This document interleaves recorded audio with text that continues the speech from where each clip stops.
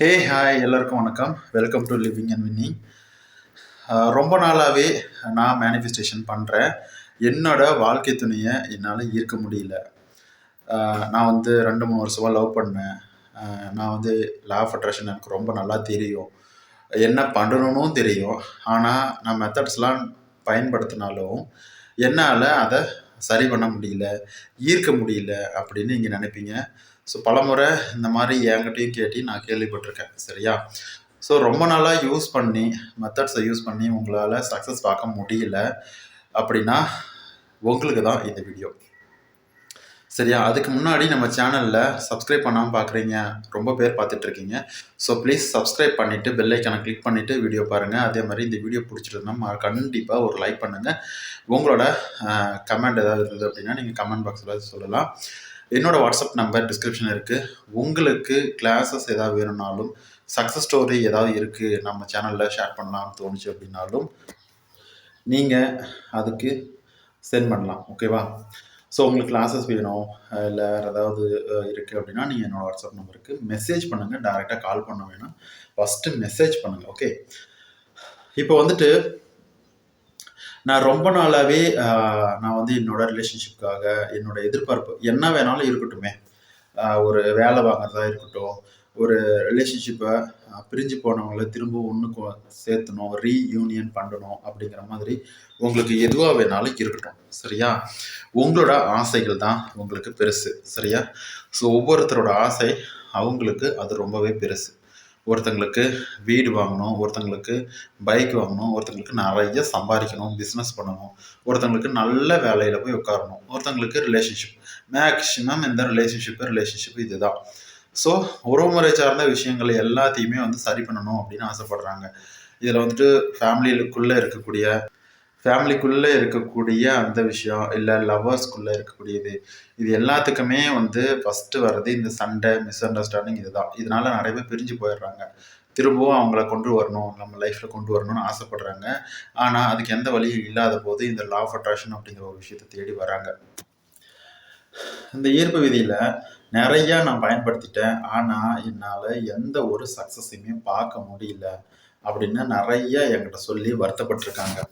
என்னோட சேனல் கமெண்ட்லேயும் சரி, என்னோடய வாட்ஸ்அப்லேயும் சரி, நிறைய பேர் இது சொல்கிறது என்னால் கேட்க முடியுது.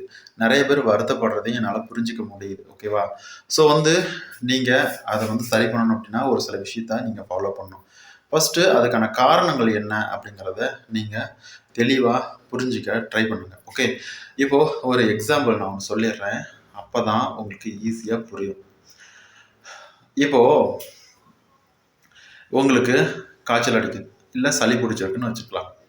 ஸோ நீங்கள் வந்து டாக்டர்கிட்ட போகிறீங்க, அவரும் ஒரு மெடிசன்லாம் எழுதி கொடுக்குறாரு. அவர் நல்ல டாக்டர் தான். அவர்கிட்ட வைத்தியம் பார்த்தா நிறைய பேர் சரியாயிருக்காங்க, எல்லாமே நல்லா தான் நடக்குது. ஆனால் நீங்கள் போய் அவங்களுக்கு அட்டன் பண்ணி பார்க்குறீங்க, அவர்கிட்ட போய் கேட்குறீங்க. ஸோ அவர் பார்த்துட்டு உங்களுக்கு மருந்தெல்லாம் எழுதி கொடுக்குறாரு. நீங்கள் வாங்கிட்டு வந்துட்டு அதையே ஃபாலோ பண்ணுறீங்க. ஓகேவா? ஒரு வாரம் 2 வாரம் ஃபாலோ பண்ணுறீங்க. ஒரு எக்ஸாம்பிளுக்கு சொல்கிறேன். ஸோ வந்துட்டு 1 வாரம் 2 வாரத்துலேயே சரியாக போகும் மேக்ஸிமம். ஆனால் வந்து சரியாக போகலை. திரும்பவும் அவரையே போய் பார்க்குறீங்க. எனக்கு வந்து இந்த நோய் வந்து சரியாகலை, எனக்கு வந்து என்னோடய சளி காய்ச்சல் வந்து சரியாக போகலை. நீங்கள் வந்து எல்லாருமே வந்து உங்களுக்கு ஃபேமஸான டாக்டரு, நல்லா கைராசியான டாக்டரு நீங்கள் சொல்கிறீங்க. ஆனால் நான் உங்களை தேடி வந்தேன், ஆனால் எனக்கு சரியாகவே இல்லை டாக்டர் அப்படின்னு கேட்குறாரு. அவர் வந்துட்டு செக் பண்ணிவிட்டு திரும்பவும் மருந்து மாத்திரை எல்லாத்தையுமே மாற்றி கொடுக்குறாரு. ஓகேவா? ஸோ திரும்பவும் அவர் நம்பிக்கையோட அங்கே போயிட்டு ட்ரை பண்ணுறாரு. ஃபஸ்ட்டு நாள் அந்த டேப்லெட்டை கரெக்டாக அவர் சொன்ன மாதிரி ஃபாலோ பண்ணுறாரு. கொஞ்சம் ஓரளவுக்கு அவர் நல்லா இருக்கார். ஸோ வந்துட்டு திருப்பி 2 நாள் அந்த மாதிரி ஃபாலோ பண்ணுறாரு, நல்லா இருக்கார். திரும்பவும் 3வது நாள் 4வது நாள் எல்லாமே வந்துட்டு பார்த்திங்கன்னா பழைய மாதிரியே அவரோட உடம்பு சரியாகவே இல்லை.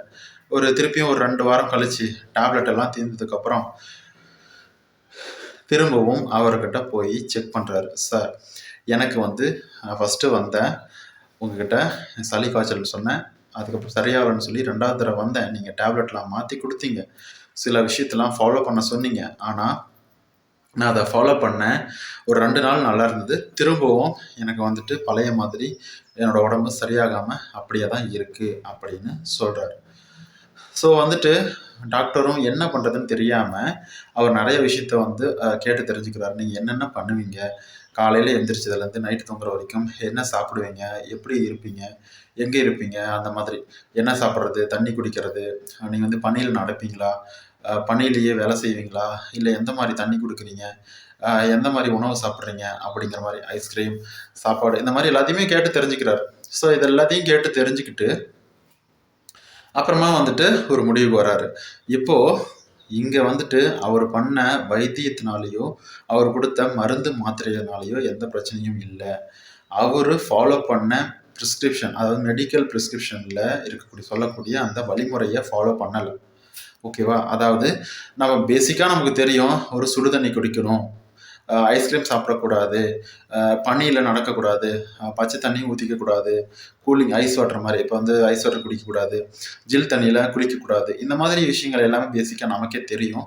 அதையே தான் டாக்டரும் சொல்லுவார். சரியா? ஆனால் ஒரு 2 நாள் அவங்க ஃபாலோ பண்ணிவிட்டு அதுக்கப்புறமா அவங்க அதை ஃபாலோ பண்ணுறதை நிறுத்திட்டாங்க. ஸோ 2 நாள் ஃபாலோ பண்ணதுனால அவங்களுக்கு கரெக்டாக சரியாக இருக்குது. அதுக்கப்புறம் அதை விட்டதுனால திரும்பவும் பழைய மாதிரி உடம்பு சரியாகலை. ஸோ இப்போ தான் அவருக்கு புரியுது டாக்டருக்கு. ஸோ வந்து நாம் கொடுத்த மருந்து மாத்திரை கரெக்டாக தான் கொடுத்துருக்கோம், சொன்ன வழிமுறைகள் எல்லாத்தையுமே வந்து அவர் ஃபாலோ பண்ணலை. சரியா? ஸோ அவர் சொன்ன ஸ்டெப்ஸ் எல்லாம் ஃபாலோ பண்ணியிருந்தோம் அப்படின்னா இது சரியாக போயிருக்கும். அப்போ அவருக்கு சொல்லி புரிய வச்சாங்க. அப்போ தான் அவங்களுக்கு புரிஞ்சிருக்கு. ஸோ இதில் வந்து நம்ம என்ன தெரிஞ்சுக்கணும் அப்படின்னா, நாம் பண்ணிட்டு இருக்கக்கூடிய, அதாவது எத்தனை தான் நல்ல மாத்திரை மருந்து நல்ல டாக்டர் பார்த்தாலும் நாம் வந்து நமக்குள்ளே இருக்கக்கூடிய விஷயத்த, தப்பான விஷயம், தப்பான ஒரு செயல்பாடுகள் எல்லாத்தையும் நிறுத்தாத வரைக்கும் நம்ம உடம்பு சரியாகாது. அந்த மாதிரி தாங்க. இப்போது நீங்கள் ரிலேஷன்ஷிப்காக ஒரு விஷயத்த பண்ணுறீங்க, பொதுவாகவே லா ஆஃப் அட்ராக்ஷனை பண்ணுறீங்க அப்படின்னா நம்ம பாசிட்டிவாக இருக்கணும், நம்பிக்கையாக இருக்கணும், எல்லாத்தையுமே வந்து ஃபாலோ பண்ணணும் அப்படின்னு சொல்லியிருப்போம். இதெல்லாம் வந்து அந்த பேஷண்ட் மாதிரி ஒரு 2 நாள் பண்ணுறது, அதுக்கப்புறமா 3ஆவது நாள் கவலைப்பட்டுக்கிட்டு அழுதுகிட்டு மோசமான மனநிலையில் வச்சுக்கிட்டு இருக்கிறது. ஸோ இப்படி பண்ணும்போது கரெக்டாக அந்த விஷயம் நடக்கவே நடக்காது. சரியா? அப்போ வந்து எனக்கு லா ஆஃப் அட்ராக்ஷன் சொல்லி கொடுத்தீங்க, எனக்கு மட்டும் நடக்கலை, நான் வந்து 2 வருஷமாக யூஸ் பண்ணுறேன், 3 வருஷமாக யூஸ் பண்ணுறேன், எனக்கு நடக்கவே இல்லை அப்படின்னு சொல்லுவாங்க. ஆனால் யூஸ் பண்ணுறீங்க சரி, ஆனால் அதை எப்படி யூஸ் பண்ணுறீங்க, உங்களோட மனநிலை எப்படி இருக்குது, உங்களோட மனநிலையை பொறுத்து தான் எல்லாத்தையுமே சொல்ல முடியும். சரியா? ஸோ வந்துட்டு எல்லாருக்கும் கொடுக்குற மெத்தடு, எல்லாருக்கும் கொடுக்குற ப்ராக்டிஸு எல்லாத்துக்குமே வந்து சேம் தான். இருந்தாலும் ஒவ்வொருத்தருக்கு நடக்குது, நிறைய பேருக்கு நடக்காமல் போகுது. அப்படிங்கும்போது அவங்க மனநிலை பார்த்து நீங்கள் புரிஞ்சுக்கணும். அதாவது பொதுவாக இதில் சொல்லக்கூடிய விஷயங்கள் பொதுவாக ஒரு முக்கியமான ஒரு விஷயம், என்னதான் நம்ம வந்து லா ஆஃப் அட்ராக்ஷன் மெத்தட்ஸ் எல்லாத்தையுமே ஃபாலோ பண்ணனாலும் உங்களுக்குள்ள நெகட்டிவ் தாட்டு, ஒரு நம்பிக்கை இல்லாத தன்மையெல்லாம் இருந்தது அப்படின்னா உங்களுக்கு எதுவுமே நடக்காது. சரியா? ஸோ என்னதான் இருந்தாலும், அதாவது மோசமான விஷயத்தில் உங்கள் மனசுக்குள்ளே வச்சுக்கிட்டு ஒரு நல்ல விஷயத்த புகுத்துக்கிட்டே இருந்தோம் அப்படின்னா கூட அது நடக்கவே நடக்காது, நல்லது நடக்காது. எப்போ அந்த மோசமான விஷயத்தெல்லாம் தூக்கி வெளியே போடுறீங்களோ அப்போ தான் நம்ம கொடுக்கக்கூடிய நல்ல விஷயங்கள்லாம் வந்து அங்கே ஒர்க் அவுட் ஆகும்.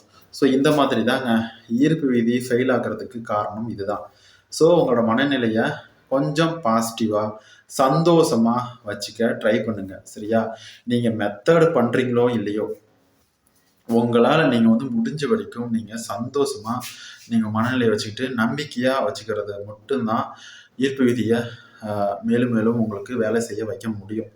அதை விட்டுட்டு நான் மட்டும் இல்லை, எல்லாருமே சரி, நீங்கள் வந்துட்டு ரொம்ப மெத்தோட ப்ராக்டிசஸ் எல்லாத்தையுமே கொடுத்தாலும் உங்களுக்கு வந்து ஈர்ப்பு விதி வந்து ஒர்க் ஆகாது. ஏன்னா நீங்கள் அதை நம்புறதே கிடையாது. உங்களுக்கு ஃபுல்லாக நெகட்டிவ் தான் இருக்குது. சரியா? அப்படி இருக்கும் பட்சத்தில் ஈர்ப்பு விதி எப்படி ஒர்க் ஆகும்?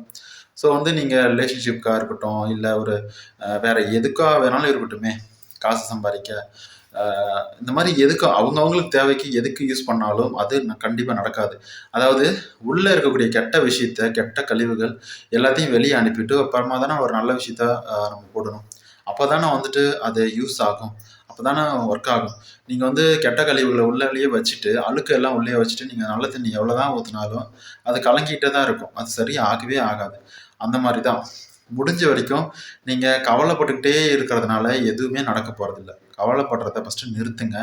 உங்களுக்கு தேவையான விஷயம் உங்கள தேடி வரும். வாழ்க்கையில் கவலைகள் வந்துக்கிட்டே தான் இருக்கும். அதுதான் வாழ்க்கை. அதை நம்ம எப்போ நிறுத்தி தான் ஆகணும். சரியா? கவலைப்படுறதுனால எனக்கு எல்லாம் மாறும் அப்படின்னு நினச்சிங்கன்னா நீங்கள் நிறைய கவலைப்படுங்க. கமெண்ட்லேயும் சொல்லுங்கள். சரியா? ஆனால் கவலைப்படுறதுனால எதுவும் மாற போகிறது கிடையாது. ஓகே.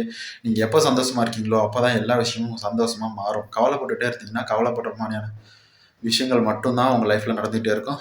ரொம்ப ரொம்ப ஹாப்பியாக இருங்க. இந்த வீடியோ பிடிச்சிருக்கும் அப்படி நம்புகிறேன். இந்த வீடியோக்கு ஒரு லைக் பண்ணுங்கள், மற்றவங்களுக்கு ஷேர் பண்ணுங்கள், முக்கியமாக சப்ஸ்கிரைப் பண்ணுங்கள். என்னோட வாட்ஸ்அப் நம்பர் டிஸ்கிரிப்ஷனில் இருக்குது. உங்களுக்கு சக்ஸஸ் ஸ்டோரிஸ் இருந்ததுனாலோ கிளாஸஸ் ஏதாவது வேணும் அப்படின்னாலும் நீங்கள் அதுக்கு கான்டாக்ட் பண்ணலாம். ரொம்ப நன்றி. வணக்கம்.